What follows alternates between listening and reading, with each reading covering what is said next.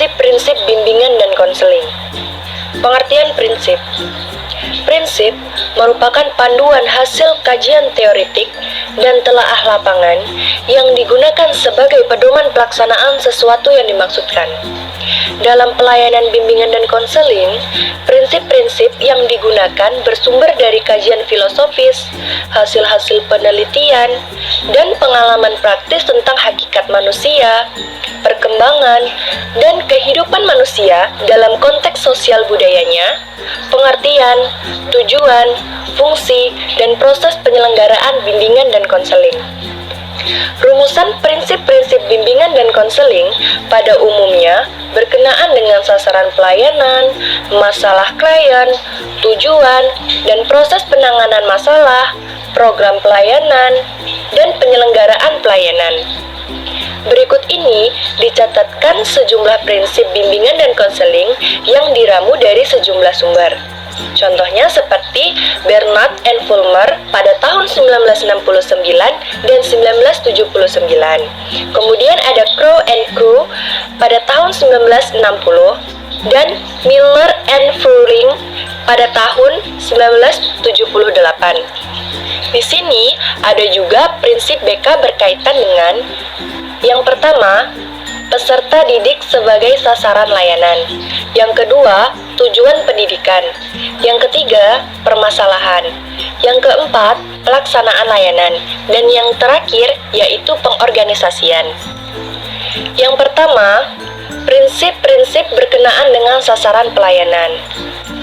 Sasaran pelayanan bimbingan dan konseling adalah individu-individu, baik secara perorangan maupun kelompok. Individu-individu itu sangat bervariasi. Variasi dan keunikan keindividualan, aspek-aspek pribadi dan lingkungan, serta sikap dan tingkah laku dalam perkembangan dan peri kehidupan. Prinsip-prinsip bimbingan dan konseling sebagai berikut. Yang pertama, bimbingan dan konseling melayani semua individu tanpa memandang umur, jenis kelamin, suku, bangsa, agama, dan status sosial ekonomi. Yang kedua, bimbingan dan konseling berurusan dengan sikap dan tingkah laku individu yang terbentuk dari berbagai aspek kepribadian yang kompleks dan unik. Yang ketiga, untuk mengoptimalkan pelayanan bimbingan dan konseling sesuai dengan kebutuhan individu itu sendiri, perlu dikenali dan dipahami keunikan setiap individu dengan berbagai kekuatan, kelemahan, dan permasalahannya. Selanjutnya, materi tentang prinsip-prinsip berkenaan dengan masalah individu atau permasalahan. Masalah-masalah yang timbul 1001 macam dan sangat bervariasi, baik dalam jenis dan intensitasnya.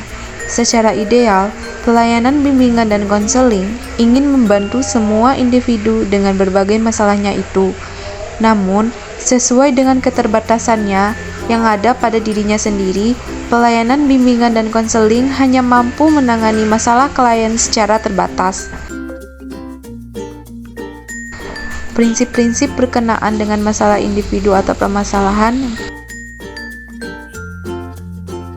Yang pertama, meskipun pelayanan bimbingan dan konseling menjangkau setiap tahap dan bidang perkembangan dan kehidupan individu, namun bidang bimbingan dan pada umumnya dibatasi hanya pada hal-hal yang menyangkut pengaruh kondisi mental dan fisik individu terhadap penyesuaian dirinya di rumah, di sekolah, serta dalam kaitannya dengan kontak sosial dan pekerjaan, dan sebaliknya, pengaruh kondisi lingkungan terhadap kondisi mental dan fisik individu.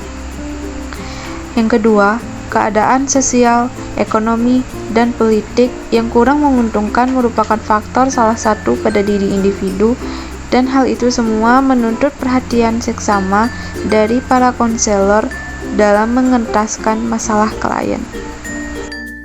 C. Prinsip-prinsip berkenaan dengan program pelayanan. Kegiatan pelayanan, bimbingan, dan konseling baik diselenggarakan secara insidental maupun terprogram. Pelayanan insidental diberikan kepada klien-klien yang secara langsung, tidak terprogram atau terjadwal kepada konselor untuk meminta bantuan. Konselor memberikan pelayanan kepada mereka secara langsung pula sesuai dengan permasalahan klien pada waktu mereka itu datang.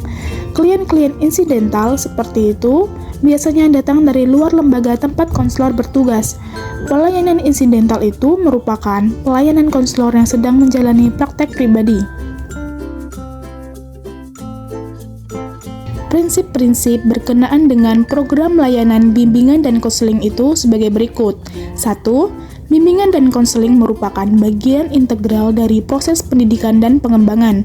2. Program bimbingan dan konseling harus fleksibel, disesuaikan dengan kondisi lembaga, misalnya sekolah, kebutuhan individu, dan masyarakat.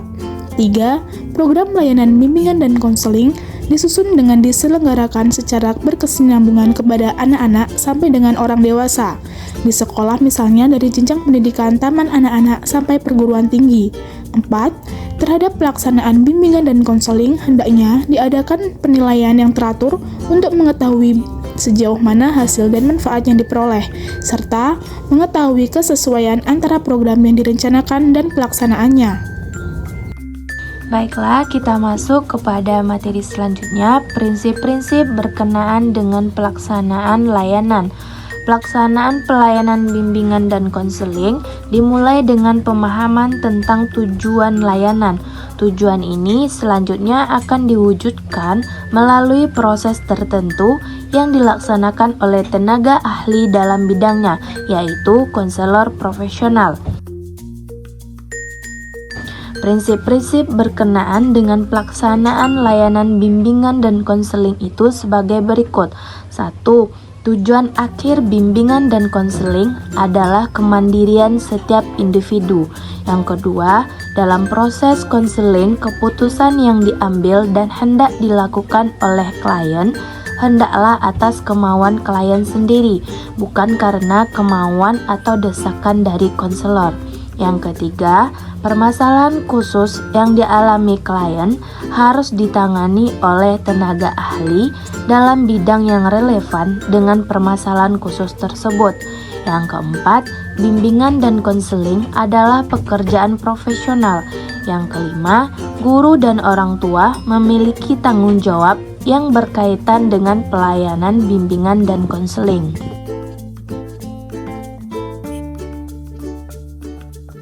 Selanjutnya, prinsip-prinsip berkenaan dengan pengorganisasian.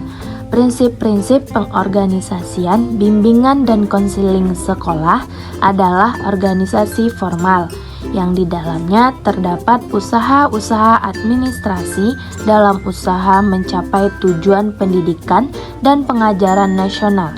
Adapun bimbingan dan konseling adalah suborganisasi dari organisasi sekolah.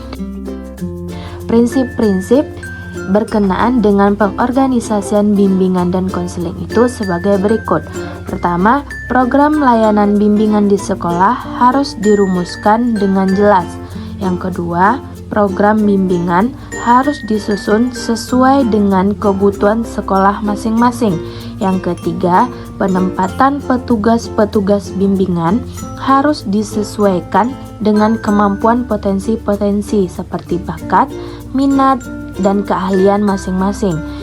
Selanjutnya, program bimbingan hendaknya diorganisasikan secara sederhana, menciptakan jalinan kerjasama yang efisien di antara petugas bimbingan di sekolah dan di luar sekolah yang berkaitan dengan program bimbingan di sekolah.